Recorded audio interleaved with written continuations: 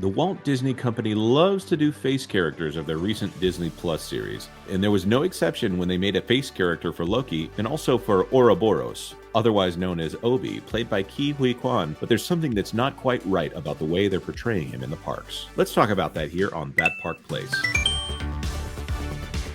Hello, and welcome to That Park Place, where we like to talk about all the news that should be fun. I am Jonas J. Campbell. Today, we're talking about a clip from That Park Place, where we had a quick discussion about something that's very esoteric and very specific to Disney parks and the experiences that we have in the Disney parks. There's probably a larger conversation about face characters in general that needs to be had, and we're going to have that one of these days, I'm sure. But today, we're talking about the presentation of a face character based on Ke Huy Quan that doesn't quite match the speech patterns of the actor we know from The Goonies and Indiana Jones and the Temple of Doom, and now Season 2 of Loki. Anyways, here's the conversation between me, Vash Sky, and WDW Pro. This quiet article came out about Kevin Wright, the executive producer of Loki, and the amazing thing here, I'm just gonna find it really quick.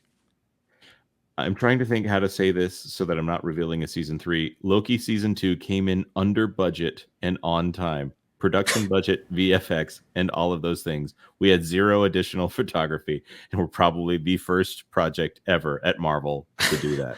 And in other news, they were brought on for 10 seasons following that remark. Yeah. So this is probably the only reason that Loki is on the air right now. I don't know. Yeah. I can't say if it's good. It's got a good feel to it. They've got good actors in it. The production design from season 1 is still intact. When on time and under budget is something to praise there, you can see why Nelson Peltz is questioning the expenditures at the Walt Disney Company right now. I mean, I for one am enjoying this timeline where Short Round saves Marvel. Yeah. Well, and we had a discussion about whether or not we were actually going to talk about Short Round and Short Round at the parks. But of course, they've got this guy who kind of looks like. This is a funny story. This is really good.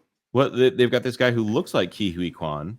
And everybody loves Short Round. I have yet to meet a single person who says they do not like this person or this actor. Okay, right. Sometimes he represents young child actors in movies, but he as an adult man is pure joy. I don't know how he does it. People were disappointed that he wasn't actually in Dial of Destiny. They like him so much. Right. I mean, people don't even ask him for his autograph. They just hug him and walk away with happiness. Now, and he is their saving grace. If they want to do another Indiana Jones film, they can do it with Ke Huy Quan, which we can talk about Lucasfilm in just a second. I'm fairly angry at them that they were too stupid, too utter. I will watch my language. They are dum heads that they never brought him in for another Indiana Jones film. It is lunacy. It's foolishness. Absolute Cannot foolishness. Believe it. So they get these walk-around characters at the park, and we're going to diverge here and specifically focus on this. They have a guy just doing a normal American accent, an Asian guy doing an American accent. Talking how about, you doing? Oh, yes, Mr. Loki, please take me around the park. They're not doing a Ke Huy Quan accent because they apparently think that's going to be too much trouble for what it's worth to do his very specific accent, because it's not just an Asian accent.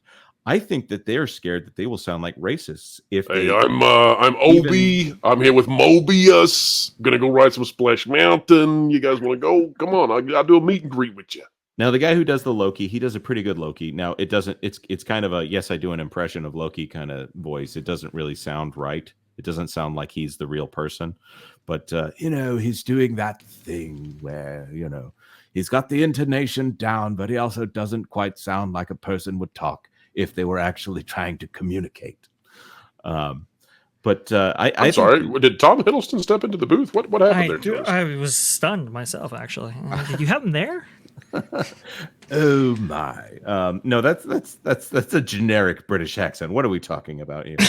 You should hear him do impressions. Full thespian mode here. No, I look at everything that Marvel has right now. It's all in flux. It's all gauged towards what can be marketed. They have almost nothing that can be marketed. They have this show by some miracle that arrives again on time, under budget. And even though Jonathan Majors probably inspired them to have some discussions about whether or not they want to cut him out of the series, It was impossible for this show. There's no way that they could have done this show. The production design centers around the face of Kang. And here they are. They have one show that they are completely scrapping. Sounds like square one. And they have this other show that they cannot touch. Doesn't sound like they're going on all cylinders here. Well, no, they're there's something gumming up the works, and unfortunately, that's this emphasis on, DEI and being what is it, sensitive, right? Jonas, you just talked about it here where Obi is in the park and they can't necessarily reflect that accent that you've heard from the show because, well, people might find it insensitive, right? They might find it, not so great. We have to rethink these characters. Look at She-Hulk, right? And if we're going to have a female lead in our new show, well, we can't depict her this way, we can't depict her that way, and so it mandates that you reduce them down to this character archetype that we've seen before, and honestly, it's just watering down the content that we're seeing. It's destroying these amazing brands that have been with us for so long and have been huge economic drivers for not only the company but for their respective companies when they were not owned by the Walt Disney Company. I think we need to work on the Loki wig. Just a thought. Well, it's mostly greasy black hair, and they might have borrowed a Snape wig from the Universal Studios people. It is Snape-ish. I don't know. What do you think? Is there something afoot here? Are they just trying to avoid a PR disaster? Let us know in the comments below, or follow us on social media at the Twitter handles above. Yes, I'm calling them Twitter handles and not X handles. X handles sound like something that you put a hatchet on. Either way, if you like this video, please like this video. If you would consider sharing it out to anyone who might be interested, please do that. Or subscribe to That Park Place for all the news that should be fun. Thanks for watching That Park Place News. For more information, consider checking out www.thatparkplace.com for all the news that should be fun. Don't forget to subscribe, share, like, and send this out on your favorite social media accounts.